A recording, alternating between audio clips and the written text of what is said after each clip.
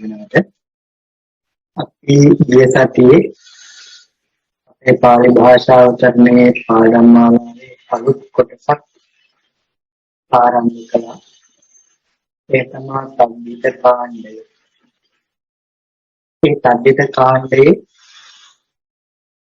අපි සම්බිත වර්ග කිහිපයක් තියෙන බව කතා කරලා ඊට පස්සේ ඒ සම්බිත අතරින් අද අපි කතා කරන්නේ ඒ සාමාන්‍ය සම්බිත කියන කොටසට අයිති අපච්ඡත්ත සම්බිත කියන කොටස.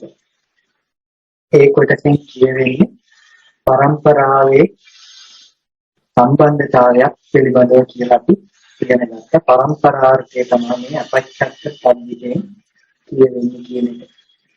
ඊට පස්සේ සම්බිත ප්‍රත්‍යේක අපි ප්‍රත්‍යය කොටස් දෙකකට වෙන් කළා. න ව්‍යංජනය සහ ඒ ප්‍රත්‍යේක කොටස් දෙකක්. ඊට පස්සේ න ව්‍යංජනයෙන් වර්ගය වෙන බව කතා කළා. ඊට පස්සේ ඉතිරි කොටස ඒ නාම පදයේ අවසානයේ සම්දි වෙනවා කියන එක කතා කරා. එතකොට වර්ගය නොවන අවස්ථා ගැනත් අපි කතා කරා. වර්ගය වෙන්නේ කොහොමද කියන එකත් අපි කතා කරා. ඊට පස්සේ අද දවසේ අපිට තියෙන්නේ වච්ච පච්ච ආදී ප්‍රත්‍යයන් ගැන ශබ්දයන් කෙරෙහි පුත්‍රාර්ථේ නායන සහ නාන යන ප්‍රත්‍යයන් වෙනවා කියලා කියනවා. එතකොට මෙතනදී ප්‍රධාන වශයෙන් දැනගන්න ඕනේ මෙන්න මේ නායන නාන කියන ප්‍රත්‍යය යෙදෙන්නේ විශේෂයෙන්ම පුත්‍රාර්ථයේ.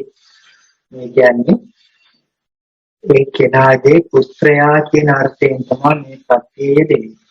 එතකොට මේ ප්‍රත්‍යයන් දෙදීම යෙදෙන්නේ මෙන්න මේ වච්ච පච්ච ආදී පදයන්ට පසුව.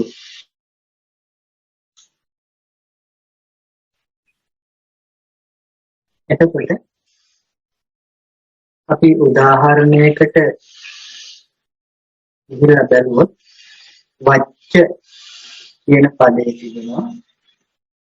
එතකොට මේ වච්චගේ පුත්‍රයා යන අර්ථය ලබා ගන්නට අපි මෙතනට නායන කියන ප්‍රත්‍යය සම්බිත ප්‍රත්‍යය එකතු කරනවා. එහෙනම් එකතු කරනකොට අපි මේ ප්‍රත්‍යයත් කොටස් දෙකකට වෙන් කරගන්නවා. එකක් තමයි න ව්‍යංජනය. ඊට පස්සේ මෙතන ඉතිරි වෙන ආයන කියන කොටස.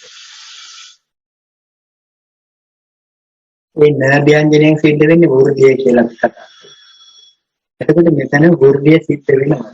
මෙතන වෘද්ධියක් සිද්ධ වෙන්නේ නැහැ. මොකද මෙතන බැඳිය පුරක් පිටුපසින් තියෙන නිසා. ඒ විදිහට තියෙන අවස්ථාවල ඉදිරියේ වෘද්ධිය වෙන්නේ නැහැ කියලා අපි කතා කළා. එතකොට න ව්‍යංජනයෙන් මෙතනට ප්‍රයෝජනයක් වෙන්නේ නැහැ. නමුත් ආයන කියන පක්ෂ ඉතිරි කොටස මේ වච්ච කියන පදයට අපි සංදි කරනවා. එතකොට වච්ඡායන කියන්නේ වච්චගේ පුත්‍රයා කියන අර්ථය ලබා දෙන නාම පදය. එතකොට ආයන කියන ප්‍රත්‍යය විතරක් නෙවෙයි. නාන කියන ප්‍රත්‍යයත් අපිට ඒ වෙනුවට යොදා ගන්නට පුළුවන්. එතනත් කලින් විදිහමයි න ව්‍යංජනයේ වෘද්ධියක් සිදු වෙන්නේ නැහැ. නමුත් මෙතන ආන කියන කොටස තියෙනවා. එතකොට මේ ආන කියන කොටස මේ නාම පදයට පිටුපසින් සංදි වෙනවා. එතකොට වච්ඡාන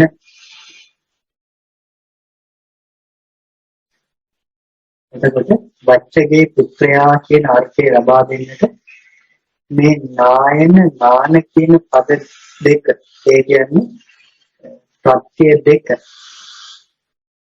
යොදාගෙන අපිට නාම පද දෙකක් සකස් කරන්න පුළුවන්.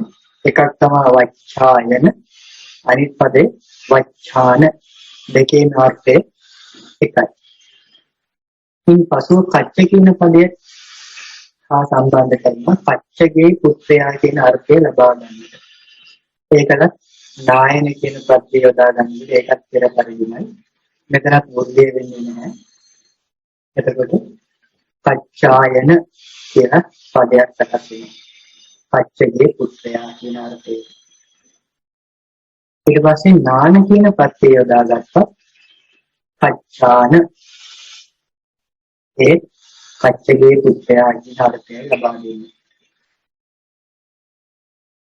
ඊට පස්සේ මොග්ගල්ල කියන මෙන්න මේ පදය අපි පුත්‍රාර්ථයේ ප්‍රත්‍යක් එක්ක එකතු කරනවා. එතකොට මොග්ගල්ලගේ පුත්‍රයා කියන අර්ථය ලබා ගන්නට. එතකොට ඒකටත් නායන කියන ප්‍රත්‍යය යොදාගත්තොත් මොග්ගල්ලායන. නාන කියන ප්‍රත්‍යය යොදාගත්තොත් මොග්ගල්ලාන. එතකොට එතන න ව්‍යංජනයේ වෘද්ධියක් සිද්ධ වෙන්නේ නැහැ. මෙතන බැඳි අකුරක් තියෙන නිසා. එතකොට මේ පද දෙකෙන් ගැබ් වෙලා තියෙන අර්ථය මොග්ගල්ලගේ පුත්‍රයා කියන අර්ථය. මේ ටික තමයි අපිට මේ නායන සහ නාන කියන ප්‍රත්‍යයන් යොදාගෙන පුත්‍රාර්ථයේ නාම පද සකස් කිරීමට ලබා දීලා තියෙන උදාහරණ ටික. එතකොට මේ වගේ බොහෝ උදාහරණ අපිට පෙර පොත් කියවනකොට දකින්නට ලැබේ. එතකොට තේරුම් ගන්නට ඕනේ මේ පුත්‍රාර්ථයේ නායන සහ නාන ප්‍රත්‍යය යොදාගෙන තමයි මෙතනදී නාම පද සකස් වෙලා තියෙන්නේ. ඉන්පසුව නැවත අපිට මෙතන ලබා දෙන පුත්‍රාර්ථයේ තවත් යෙදෙන ප්‍රත්‍යය. මේ ප්‍රත්‍යය යෙදෙන්නේ පුත්‍රාර්ථය. එතකොට එතන මේ පුත්‍රාර්ථයේ යෙදෙනකොට එතන යොදාගන්නේ කලින් ප්‍රත්‍යය නෙමෙයි. මෙන්න මේ නෙය්‍ය කියන ප්‍රත්‍යය. නෙය්‍ය කියන ප්‍රත්‍යය කොටස යොදාගෙන තමයි මේ විදිහට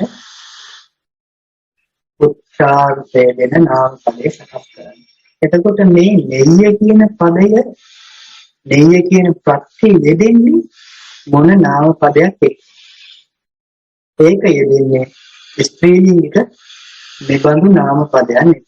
කච්චික විනිතා ආදී ස්ත්‍රීලිංගික නාම පදයන් කෙරෙන් තමයි මේ ආකාරයේ නෙය්‍ය ප්‍රත්‍යය වෙන්නේ.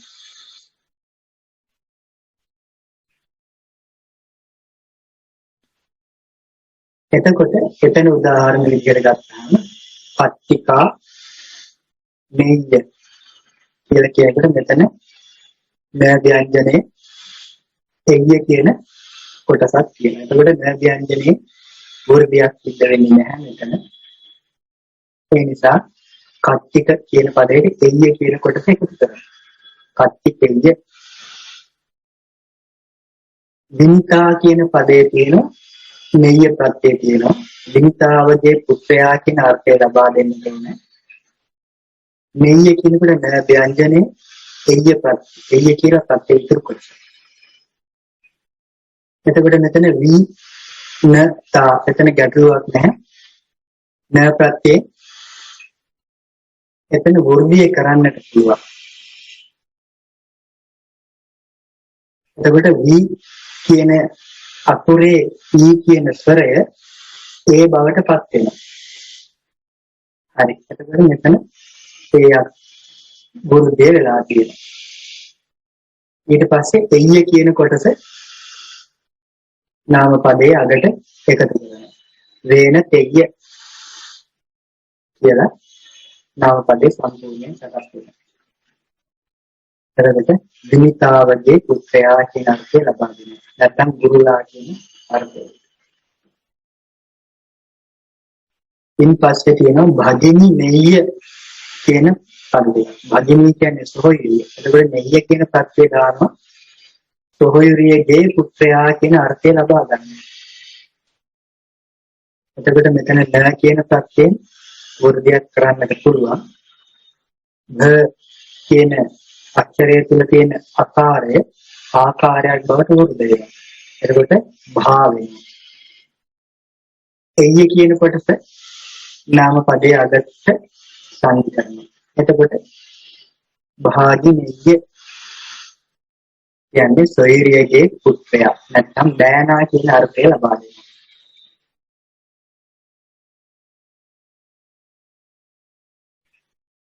ඊට පස්සේ අවසාන පදයේ රෝහිණීගේ පුත්‍රයා කියන අර්ථය ලබා ගන්නට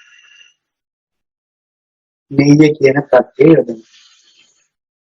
එතකොට මෙතන බුරුදියක් කරන්නට අවශ්‍යතාවයක් නැහැ. ස්වභාවයෙන් මෙතන රෝහිණී ස්වරයේ තියෙන්නේ. ඒ නිසා එయ్య කියන කොටස නාම පදයේ අගට එකතු කරනවා. එතකොට රෝහිණීගේ රෝහිණීගේ පුත්‍රයා. එතකොට අපි මෙතනින් දැනට ඉගෙන ගත්ත පුත්‍රාර්ථයේ ප්‍රත්‍ය තුනක්. ඒ තමයි නායන නාන කියන ප්‍රත්‍යයෙන් දෙන්නේ පුත්‍රාර්ථයේ. ඊට පස්සේ මෙතන තියෙන නෙය්‍ය කියන ප්‍රත්‍යය දෙන්නේ පුත්‍රාර්ථයේ. එතකොට වෙනසක් තියෙනවා. නෙය්‍ය කියන ප්‍රත්‍යය කත්තික විනිතා කියන ස්ත්‍රීලිංගික පදයක් කියනවා. එතකොට මෙතන මේ නායන නාන කියන පද පච්ච වච්ච ආදී ශබ්දයන්ට පසුව යෙදෙනවා.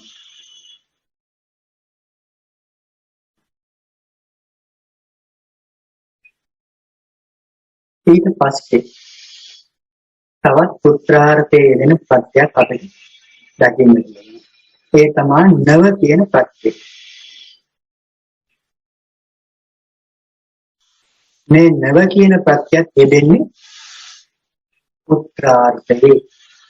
ඔහුගේ පුත්‍රයා කියන අර්ථය ලබා දෙන්නේ. එතකොට ඒකේ විශේෂත්වය තමයි උකාරාන්ත ශබ්දයන්ට පසුව තමයි මේ නව කියන ප්‍රත්‍යය යොදන්නේ. එතකොට උදාහරණ විදිහට දීලා තියෙන උපගු නව උපගු මනු ආදී උකාරාන්ත ශබ්දයන් කෙරෙහි. එතකොට අපි බලමු කොහොමද මේ ප්‍රත්‍යයන් මෙතන යොදාගන්නේ. උපගු කියන පදේ තියෙනවා. ඊට පස්සේ එහි පුත්‍රාර්ථය සඳහා නව කියන ප්‍රත්‍යයක් අපි එකතු කරනවා. එතකොට න කියන ව්‍යංජනයෙන් මෙතන ඌ කියන ස්වරය දුර්ගයක් බවට පත් වෙනවා. ඒ කියන්නේ ඕ බවට පත් වෙනවා. ඊට පස්සේ අව කියන කොටසක් තමයි මෙතන ඉතිරි වෙන්නේ. ඒ කොටස නාම පදයේ අගට එකතු කරනවා. එතකොට ඕපගව ඉන්පසු මනු කියන පදයක් එහි පුත්‍රාර්ථය ලැබෙනසේ සකස් කරන්නට නව කියන ප්‍රත්‍යය එකතු කරනවා. එහෙම වුණාම න කියන ව්‍යංජනයෙන් මෙතන වෘද්ධියක් කරන්න පුළුවන්. ම කියන අකුර මා බවට පත් වෙන එතන වෘද්ධිය සිද්ධ වෙන නිසා. ඊට පස්සේ මේ නව කියන එකේ අව කියලා පද කොටසක් විතරයි ඉතිරි වෙලා තියෙන්නේ. ඒ පද කොටස මේ පදයේ අගට එකතු කරනවා. එතකොට මානව කියන පදයක් සකස් වෙනවා. එතකොට මනුගේ පුත්‍රයාවත් මිනිසයා කියන අර්ථය. එතකොට මෙතනදී තව මෙතන තියෙන මේ දන්තජ නයන් වෙනුවට මෙතන මූර්ධජ නයන් බවට මේක පරිවර්තනය කරලා තියෙනවා. ඒක තමයි වෙන විශේෂත්වයක් නැහැ මෙතන. එතකොට මනුනව කියන පදයෙන් මානව කියලා සකස් වෙනවා. ඊට පස්සේ තව උකාරාන්ත ශබ්දයක් දක්වලා තියෙනවා. පණ්ඩු නව කියලා. එතකොට පණ්ඩුගේ පුත්‍රයා කියන අර්ථය ලබා දෙන්න නව කියන ප්‍රත්‍යය යොදනවා. එතකොට මෙතන න කියන ව්‍යංජනයේ වෘද්ධියක් සිද්ධ වෙන්නේ නැහැ. නමුත් අව කියන කොටස මේ නාම පදේ අගට එකතු කරනවා. පණ්ඩව කියන්නේ පණ්ඩු රජුගේ පුත්‍රයා කියන අර්ථය ලබා දෙනවා. ඊට පස්සේ නැවත පුත්‍රාර්ථය ලබා දෙන ප්‍රත්‍යක් තමයි අපිට දක්වලා තියෙන්නේ. ඒ තමයි නේර කියන සත්‍යය. මේ නේර කියන සත්‍යය පුත්‍රාර්ථයේ යෙදෙන්නේ ඒක යෙදෙන්නේ මේ විධවා ආදී ශබ්දයන්ගෙන් පස්සේ. එතකොට උදාහරණ විදිහට අපි දැම්මොත් විධවා කියන පදයට පුත්‍රාර්ථය එකතු කරන්න ඕනේ. විධවා කියලා කියන්නේ ලැන්දඹුව කියන අර්ථය ලබා දෙන නාම පදය. එතකොට ලැන්දඹුවගේ පුත්‍රයා කියන අර්ථය ලබා දෙන්නේ නේර කියන ප්‍රත්‍යයකට එකතු කරනවා. එතකොට මෙතන න කියන ව්‍යංජනේ වෘද්ධිය සිද්ධ කරන්න පුළුවන්. ඒ නිසා දී කියන තැන ඉකාරයේ ඒ බවට පැත් වෙනවා. ඊට පස්සේ මෙතන තේර කියලා කොටසක් ඉතුරු වෙනවා. සත්‍ය කොටස ඉතිරි කොටස ඒක මේ පදයේ අවසානයේ එකතු කරනවා. එතකොට වේද වේර කියලා පදයක් හදනවා. ඊට පස්සේ සමන කියලා පදයක් තියෙනවා. ශ්‍රමණයන් වහන්සේ නැත්නම් භික්ෂුන් වහන්සේ කියන අර්ථය. මේ ඔහුගේ පුත්‍රයා අත්‍තරම කියන්නේ ඔහුගේ පුත්‍ර ස්ථානයේ සිටිනා වූ කෙනා කියන අර්ථය ලබා දෙනවා. ඔහුගේ පුත්‍රයා මෙන් පුත්‍රයෙකු මෙන් කියන අර්ථය. එතකොට එතන පුත්‍රාර්ථය ලබා දෙන්නේ නේර කියන සත්‍යය ලැබෙනවා. නෑ ව්‍යංජනයේ වෘද්ධිය සිද්ධ වෙනවා. ඊට පස්සේ තේර කියන කොටසක් ඉතිරි වෙනවා සත්‍ය කොටස. ඒක මේ පදයේ අවසානයේ එකතු කරනවා. එතකොට සාමනීය කියන්නේ ශ්‍රමණයාගේ පුත්‍රස්ථානයේ සිටි යන්නේ අර්ථය. එතකොට මේ ටික තමයි සාමාන්‍ය සද්දිතයේ අපච්චත්ත සද්දිත කොටසට අපිට ඉගෙන ගන්න තියෙන ප්‍රත්‍ය කොටස් ටික සහ අර්ථ ටික. එතකොට අපච්චත්ත සද්දිතය මෙතනින් අවසාන වෙනවා. නමුත් මේහා සමාන පද මේ ප්‍රත්‍යයන් යෙදෙන පද අපිට බොහෝ දකින්න ලැබෙනවා පොත්පත් කියනකොට. එතකොට තේරුම් ගන්න ඕනේ ඒ ප්‍රත්‍යයන් ඉඳලා තිබෙනා වූ අර්ථය කොහොමද කියන්නේ. ඊට පස්සේ අපිට තියෙන්නේ සාමාන්‍ය සද්දිතයේම අනේකත්ත සද්දිත කියන කොටස. අනේකත්ත සද්දිත කියලා කියන්නේ නොයෙක් අර්ථ ඇති. අනේකත්ත කියන්නේ නොයෙක් අර්ථනේ. එතකොට මේ සද්දිතේ බොහෝ විට එක ප්‍රත්‍යක් තිබෙනවා. එතකොට මේ එක ප්‍රත්‍යයට බොහෝ අර්ථ තියෙනවා. ඒකයි මෙතන අපි කතා කරන්නේ. එතකොට ඒ එක ප්‍රත්‍යය මොකක්ද? ඒ තමයි නික කියන ප්‍රත්‍යය. මෙන්න මේ නික කියන ප්‍රත්‍යයට අර්ථ ගණනාවක් තියෙනවා. එතකොට ඒ අර්ථ තමයි මෙතනින් ලබා දෙන්නේ. ඒ මිශ්‍ර වූයේ, එහි යෙදුණු, ඒ ජීවත් වෙන, ඒ යන, ඒ පුසුලන, නැත්නම් ඒ ඔහුගේ ශිල්පය, එය හා සම්බන්ධ, ඒ ගනුදෙනු කරන, එය උගන්වන, එය එහි උපන්නා වූ, එතැනට අයිති කියන මෙන්න මේ අර්ථයන් ගණනාවට නික කියන ප්‍රත්‍යය යෙදෙනවා. එතකොට යම් කිසි නාම පදයක් පසුව නාම පදයකට පසුව නික කියන ප්‍රත්‍යය යොදාගෙන තිබුණොත් ඒ නික කියන ප්‍රත්‍යය යෙදෙන්න මෙන්න මෙයබඳු අර්ථ නොයෙක් ගණනක් තියෙනවා. ඒ නිසා තමයි මේකට අනේකත්ති සම්බන්ධය කියලා කියන්නේ. එතකොට මෙහි තියෙන පළවෙනි අර්ථය තමයි එයින් මිශ්‍ර වූයේ කියන අර්ථය. අපි ඒ වගේ උදාහරණයකින් සාකච්ඡා කරමු. එතකොට තවත් පැහැදිලි වෙනවා. එයින් මිශ්‍ර වූයේ යම් දෙයක් හා මිශ්‍ර වීම කියන දේ සලකුණු කරන්නේ දක්වන්නට නික කියන ප්‍රත්‍යය භාවිත කරනවා. එතකොට මෙතන ගත කියලා කියනවා ගිතෙල් කියන අර්ථය. එතකොට ගිතෙල් හා මිශ්‍ර වූයේ කියන අර්ථය ලබා ගන්නට. ගිතෙල් වලින් අනන ලද කියන අර්ථය හෝ ලබා ගන්නට නික කියන ප්‍රත්‍ය භාවිත කරලා තියෙනවා. එතකොට න ව්‍යංජනයේ මෙතන වෘද්ධිය සිද්ධ වෙනවා. ගහ බවට පත් වෙනවා. ඊට පස්සේ එක කියන කොටස මේ පදයට එකතු කරනවා. ඝාතික කියලා පදයක් සකස් වෙනවා. ඝාතික කියලා කියන්නේ ගිතෙල් වලින් මිශ්‍ර වූ නැත්නම් ගිතෙලින් අනන ලද බත කියන අර්ථය ලබා දෙන්නේ. බොහෝ වෙලාවට මෙතන ප්‍රධානතම අර්ථය තමයි ගිතෙලින් මිශ්‍ර වූ කියන අර්ථය. ඒ බත් වලට හෝ වෙනත් ඕනෑම යමක් සමග යොදා ගන්නට පුළුවන්.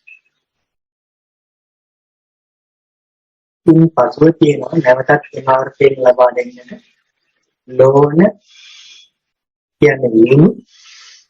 ඊට පස්සේ ලුණු හා මිශ්‍ර වූ ලුණු මිශ්‍ර කරන ලද හෝ කියලා අර්ථයක් ලබා ගන්නට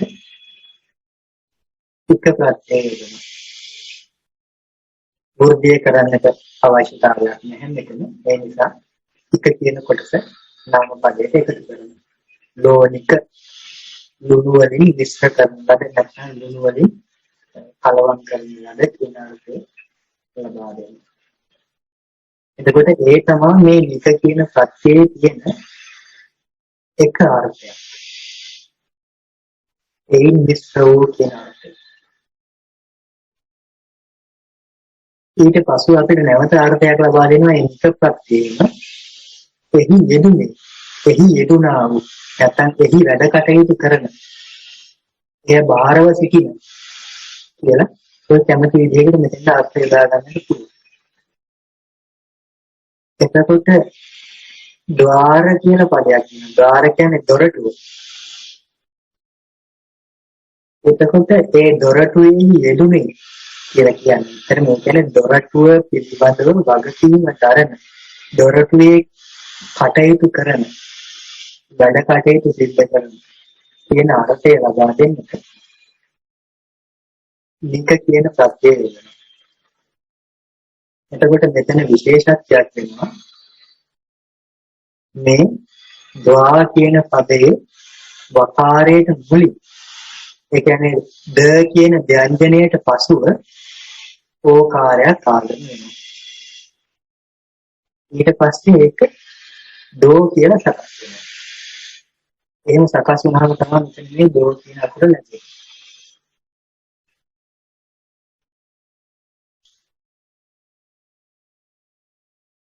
ඊට පස්සේ මෙතන නික කියන ප්‍රත්‍යයේ නික කියන කොටස අපි අරගෙන ඒ කොටස මේ නාම පදයේ අගට එකතු කරනවා. එතකොට දෝවාරික කියන්නේ දොරටු පාලන. ඒ කියන්නේ දොරටුවේ වගකීම දරන්න. දොරටුවේ කටයුතු කරන්නා කියන අර්ථය. ඊට පස්සේ භාණ්ඩාගාර කියන පදයක් තියෙනවා. භාණ්ඩාගාරය කියන්නේ ගබඩාව. බඩු භාණ්ඩ තබා තිබෙන ගබඩාව. එතකොට ඒ බඩු භාණ්ඩ තබා තිබෙන ගබඩාවේ වැඩ කටයුතු කරන කෙනා. එහෙම නැත්නම් මේ ගබඩාවේ වගකීම දරන කෙනා. කියන අර්ථය ලබා දෙන්නට නික කියන ප්‍රත්‍යය වෙනවා.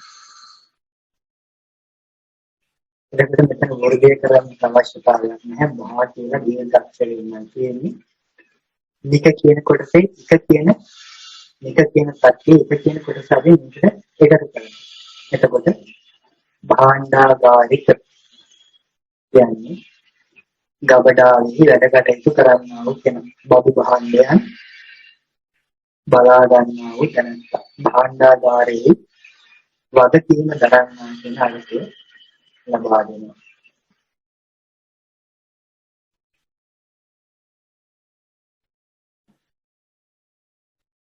ඒ වගේම තවත් තියෙනවා සකට කියලා. සකට කියන්නේ ගැල නැත්නම් කරත්තේ. එතකොට මේ කරත්තේ වැඩ කටයුතු කරන කෙනා නැත්නම් කරත්තේ නියුතු කෙනා හදවන්නට නික කියන පදයක් යොදනවා.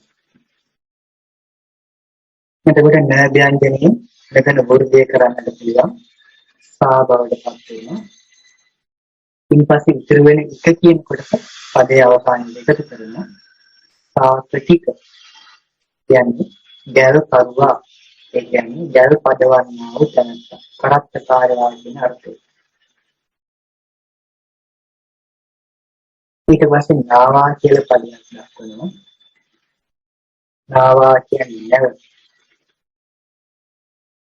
එතකොට මේ නැවේහි වැඩ කටයුතු වල නියුක්ත වෙලා ඉන්න කෙනා කියන අර්ථය ලබා දෙන්නට නික කියලා ප්‍රත්‍ය කොටසක් එකතු කරගන්න. එතකොට මොකද නැ ව්‍යංජනේ වර්ගයක් කරන්නේ නැහැ. නික කියන කොටස මේට එකතු කරගන්න. එතකොට නාවික කියන පදයක් සකස් වෙනවා. එතකොට නැවේහි වැඩ කටයුතු කරන්නේ. නැත්නම් නැවේහි රැකියාවෙහි නියුක්ත වන්නා කියන අර්ථය. ඊට පස්සේ මේ නික කියන ප්‍රත්‍යයෙන් තව අර්ථයක් ලබා දෙනවා. එයින් ජීවත් වේ. කියන්නේ යම් කටයුත්තකින් ජීවත් වෙනවා නම් යම් ක්‍රියාවකින් ජීවත් වෙනවා නම් ඒ ජීවත් වීම නැත්නම් ජීවිතාව ගෙන යනු ලබන ක්‍රියාව සමග මෙන්න මේ නික ප්‍රත්‍යය යොදලා නාම පදයක් සකස් කරනවා. එතකොට බලිස කියලා කියනවා දිලි කටුවට. මාළු බාන්න කියන්නේ යොදා ගන්න දිලි කටුවට තමයි බලිස කියලා කියන්නේ. එතකොට ඒ දිලි කටුව කරන කොටගෙන ජීවත් වෙනවා කියන අර්ථය තමයි මෙතන ලබා දෙන්නේ. ඒ කියන්නේ මාළු දෑමෙන් ජීවත් වෙනවා කියන අර්ථය. ඒ සඳහා නික කියලා ප්‍රත්‍යක් යොදා ගන්නවා. එතකොට න කියන ව්‍යංජනයෙන් මෙතන වෘද්ධිය සිද්ධ වෙනවා. ඊපස්සේ පිට කියන කොටස එකතු කරනවා. බාලිසික කියන්නේ දිලිබාන්න. ඒ කියන්නේ දිලිබෑම කරන කොටගෙන ජීවත් වෙන තැනැත්තා.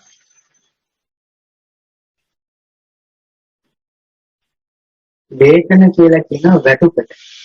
නැත්තම් අපි කියන්නේ පඩිය කියන. එතකොට වැටුපකින් ජීවත් වෙන කෙනාව හඳුන්වන්නට මේක නික කියන සත්‍යය එකතු කරනවා. එතකොට දැන කියන ව්‍යංජනේ වෘද්ධියක් කරන්නට නැහැ. නික කියන කොටස නාම පදයේ අවසානයේ එකතු කරනවා. වේතනික වැටුප් ලබා ජීවත් වෙන්න නැත්නම් වැටුප නිසා ජීවත් වෙන්නා වූ තැනැත්තා කියන අර්ථය.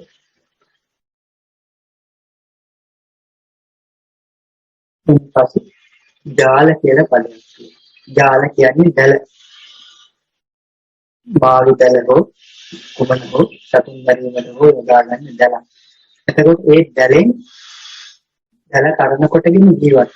දැල නිසා ජීවිතේ පවත්වාගෙන යනවා කියන අර්ථය ලබා දෙන්න ඕන. ඒ නිසා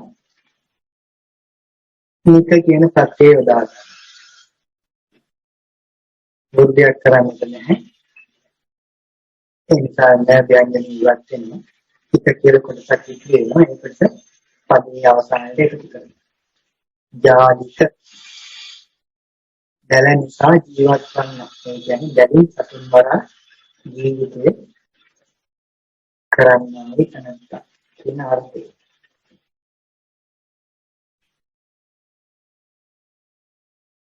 ඊපස්සේ නැවතම නික කියන සත්‍යය යොදාගන්නේ යමකින් යමක් භාවිතයෙන් ගමන් කරනවා. ඒ ගමන් කරන්නා වූ දේ හා සම්බන්ධව මේ නික ප්‍රත්‍යය යොදලා නාම පදයක් සකස් කරනවා. එතකොට පද කියලා කියනවා ආදයන් නැත්නම් කකුල් වල. එතකොට පයින් ගමන් කරන්නා වූ තැනැත්තා කියලා අපිට පදයක් සකස් කරගන්න ඕනේ. ඉක්ම වෙනකොට නික කියන පදයක් යොදා ගන්න. එතකොට මෙතනදී විශේෂයක් වෙනවා. ඒ තමයි මෙතන මේ ප කියන අක්ෂරය තුල තියෙන ස්වරයේ වර්ගයකට පැමිණෙන්නේ නැහැ. ඒ නිසා ඒ කියන්නේ මේ වර්ගයට පැමිණීම කියන දේ හැමතැනකම සාධාරණ නැහැ. ඇතැම් අවස්ථාවල වර්ගය නොවී තියෙන්නත් පුළුවන්. මෙන්න මේ වගේ තැන්වල. එතකොට මෙතන කෙරෙන්නේ එක කියන කොටස පදයට එකතු කරනවා. එතකොට පදික පයින් යන තැනට. ඊපස්සේ රථ කියන පදයේ කියනකොට එයට එක කියන පදික කියන පදයට එකතු කරනවා. එහෙත් මේ වර්ගය සිද්ධ වෙන්නේ නැහැ. ඒ නිසා එක කියන කොටස පමණ නාම පදයකට එකතු වෙනවා. එතකොට පදික රථයෙන් ගමන් කරන්න කියන අර්ථය ලබා දෙනවා. ඊට පස්සේ තවත් ඒ බඳු අර්ථයක් තියෙනවා. ඒ තමයි එලින් උසුලයි. ඒ කියන්නේ යමක් භාවිතයෙන් බර උසුලාගෙන යනවා. යම් කිසි දෙයක් රැගෙන යනවා නම් ඒ බඳු අවස්ථාවකදී එය හඳවන්නේ එක කියලා ප්‍රත්‍යක් යොදා ගන්න. එතකොට සීස කියලා කියනකොට ඉසින් බරගෙන යන්නා වූ තනත්තා කියලා පදයක් සකස් කරගන්නට ඕනේ. ඒ නිසා නික කියන ප්‍රත්‍යයක තියෙනවා. මෙතන වර්ගයක් දෙන්නට දෙයක් නැහැ. ඒ නිසා නික කියන කොටස නාම පදයේ අගට එකතු කරනවා. එතකොට සීසික දැන් ඉසින් බරගෙන යන්නා වූ තනත්තා පුද්ගලයා කියන අර්ථය ලබා දෙනවා. ඉන්පසු තියෙන්නේ හත් කියලාම හත කියන අර්ථය ලබා දෙන විදිහට අතින් බරගෙන යනවා වූ තැනැත්තා කියලා පදයක් සකස් කරගන්නට ඕනේ නම් ඒ වෙලාවට නික කියලා ප්‍රත්‍යය උදා ගන්න. මෙතනත් පොදු දෙයක් කියන්නේ නැහැ. ඒ නිසා එක කියන කොටස පමණක් නාම පදයේ අගට සංදි කරනවා. හත් අතින් බර සුවාගෙන යනවා වූ තැනැත්තා. යම් අවස්ථාවකදී ඒ වගේම ඒ කෙනාගේ ශිල්පය ඒ කෙනාගේ හැකියාව වෘත්තීය හැකියාව දක්වන්නට අවශ්‍ය තැන්වලදී මේ නික කියන පදේ යොදා ගන්න. ඒ ඔහුගේ ශිල්පය. වීණා කියන්නේ වීණාව නැත්නම් වයලින් එක කියන අර්ථය. ඒකට වීණාව වාදනය කරන්නා වූ තැනැත්තා නැත්නම් වීණා ශිල්පියා කියන අර්ථය ලබා ගැනීම නික පදේ වෙනවා. එතකොට න ව්‍යංජනේ වර්ගයේ සිද්ධ වෙනවා. වී කියන ඉකාරය ඒ කාර්යයක් වෙනවා. මෙතනත් එක කියන පදේ මෙතන නාම පදයේ අදට එකතු කරනවා.